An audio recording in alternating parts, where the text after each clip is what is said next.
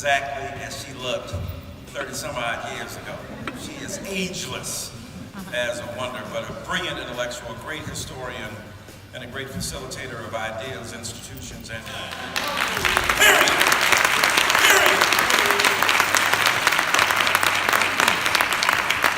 So we have to stand up and be responsible because sexism in the church is killing us.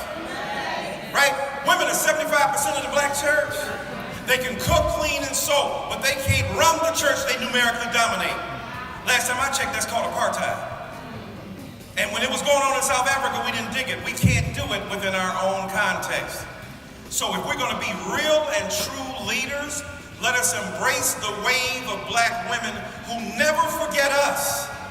They take us along with them as they do what they do. And I'll end by saying this. And people, brothers come to me all the time, I'm tired of black women because they're so bossy. I say, you got a point, they are bossy. And thank God they're bossy. Because without bossy black women, some of y'all wouldn't be in this room today. The bossy black women, you gonna get up today. Oh, you about to fill out that application, Negro. Oh no, you ain't gonna lay up on me. You gonna get a J-O-E.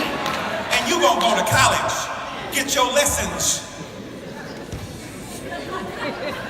Huh? Black woman, get your lessons.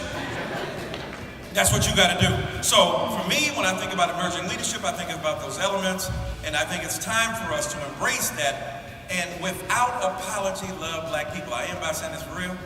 I went to Aretha Franklin's funeral. I teach all kind of kids. I teach at the well-known black school called Georgetown. And at that institution, all of my students come there. I love them all. I want to challenge them all. When I love blackness, it doesn't mean that I'm denying anybody else.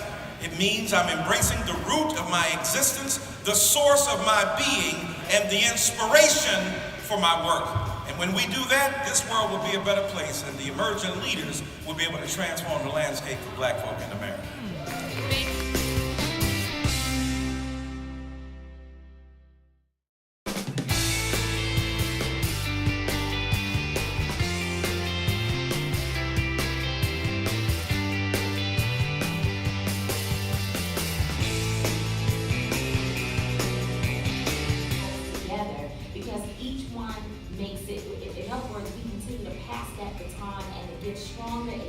Stronger as the message is out there and it's powerful. And I guess the last thing I would say is that, I go and I speak to young people all the time, and they look at me and they go, okay, she's kind of cute, I hear what she's saying, it's cool, but I hold the gavel on me, but I do want to say I'm delighted to have one of my colleagues on the Judiciary Committee. It is reformational. I used this term earlier, in the number of African Americans that we have only in this era, in this window, have we been able to achieve on the House and the Senate Judiciary Committee. Mentioned earlier this morning when Senator Harris and Senator Booker spoke, they indicated how long, in fact, 0 time, had they had Judiciary Committee, which like the House side, the Senate Judiciary Committee, which like the House side, has at least 2/3 of the jurisdiction of the United States Congress. And so now we have 2, as befitting of the leadership, got the point and knew, since both of them argued vigorously to get on, this kind of a pick and choose and who looks better on the same thing too. So that's why elections count and why I'm calling you. I'm a Democrat. I want you to vote for the Democrats, but I want you to vote in the term of holding people accountable. Let me finish by saying the Violence Against Women Act, which is broad-based and includes all of us people of color, as well as men. It has people in it. It deals with sexual assault and sexual harassment, but it deals with protecting you from guns if the abuser has one. It gives law enforcement a bucket load of money to be able to do what they need to do to prosecute your case in a right and fair way, so it's not overly excessive. It just gives the tools to do so. And then lastly, the whole question of juvenile justice. I just want to leave you with the thought that as we sit here today, and I don't know if we have the numbers, we know we have about 1 million, I think the numbers have gone down in the state and federal system that are incarcerated, mostly black and brown. But how many of you know how many are in these detention centers across? I don't think they count them. They do not count them in the overall prison because they're not in prison.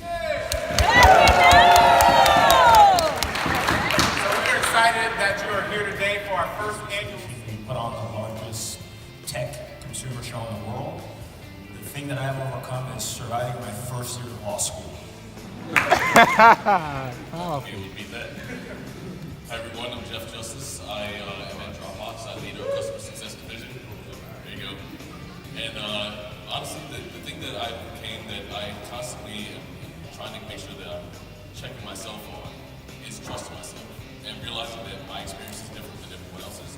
At the same time, I want everyone to value what I bring to the table.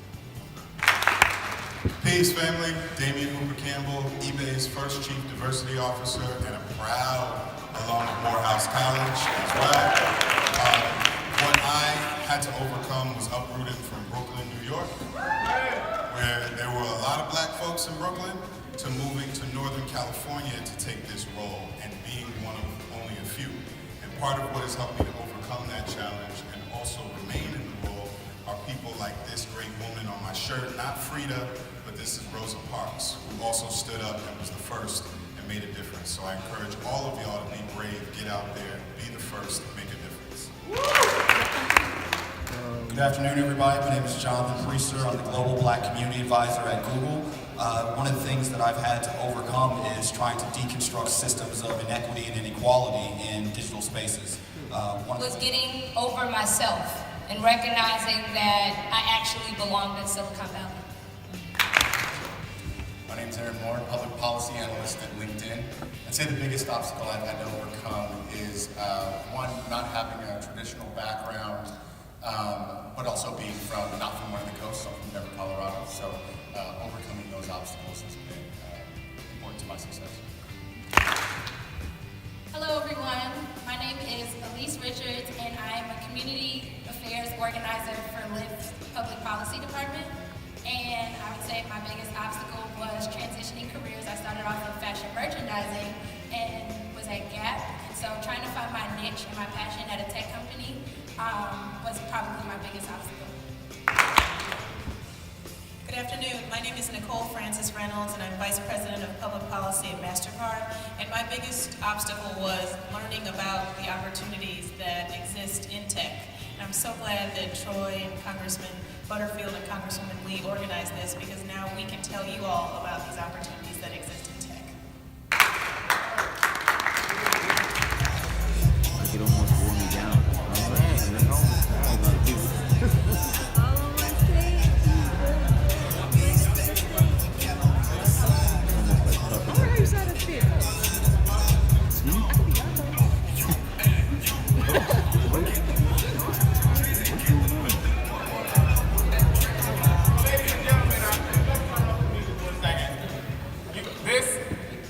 For those of you who know anything about right? You saw 34 of them today. And so, if people tell you there are no blacks in tech, then it may be because they don't want you to join tech. And it may be because that's their way of keeping you out of tech. That's their way of messing with your mind. And so, if you say,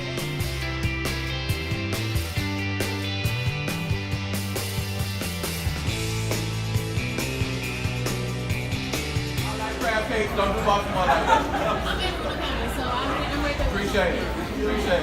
So, and on behalf of our region director, Tia Hopkins as well, thank you all for coming. Our entire team is amazing. Please reach out to them if you need help with anything. Thank you.